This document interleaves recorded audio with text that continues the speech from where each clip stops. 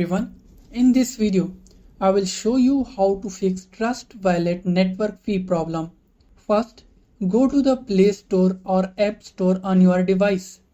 Now, search for Trust Wallet and make sure your app is updated to the latest version.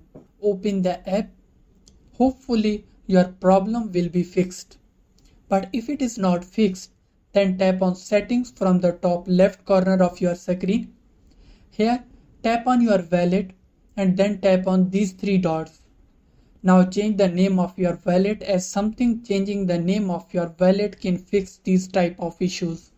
And tap on this plus icon at the top right. Tap on Create a new wallet. Now create a new wallet and your problem will be fixed. If you are still facing this issue, lastly go to the phone settings, scroll down and tap on Apps. Here, search for Trust Wallet.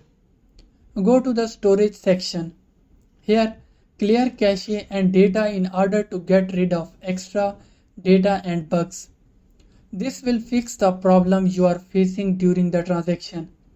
So that's basically how you can fix Trust Wallet network fee problem.